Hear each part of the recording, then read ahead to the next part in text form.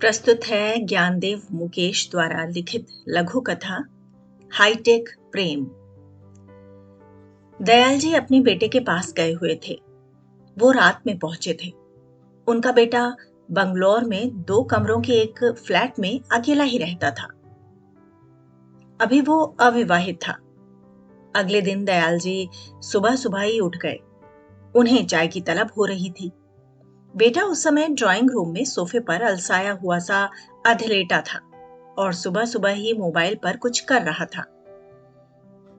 दयाल जी एक कुर्सी खींचकर बेटे के सोफे के नजदीक आकर बैठ गए।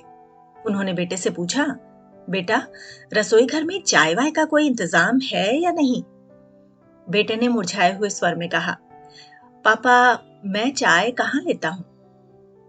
दयाल जी दुखी हो गए। वो अपने पुराने दिन याद करने लगे। वो क्या जमाना था।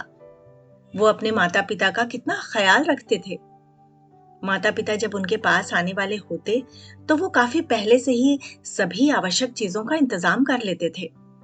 वो पिता को अपने हाथों से चाय बनाकर पिलाते थे, पानी देते थे, खाना परोसते थे। मगर आज के बच्चों के बारे में क्या कहा जाए, ये अपनी ही दुनिया में भटकते रहते हैं। दयाल जी ये सब सोच रहे थे। उधर बेटे की उंगलियां मोबाइल के स्क्रीन पर हरकतें करने में मशगूल थीं। तभी कॉल बेल बज उठी।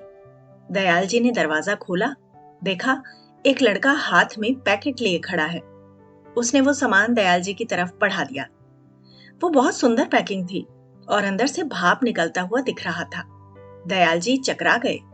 पैकिंग पर कुछ लिखा था। दयाल जी ने पढ़ा। लिखा था chayos.com।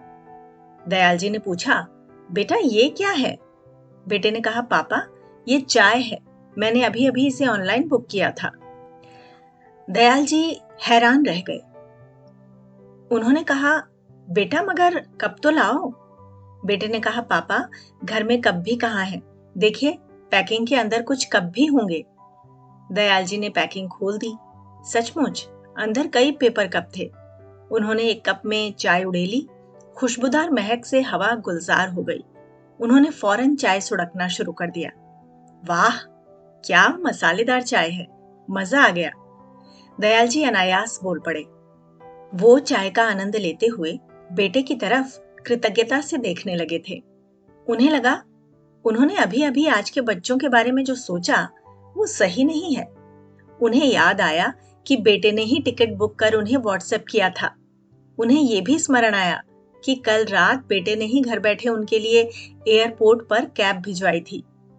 उन्होंने मन ही मन स्वीकार किया कि आज के बच्चे भी पूरा ख्याल रखते हैं, बस तरीका बदल गया है।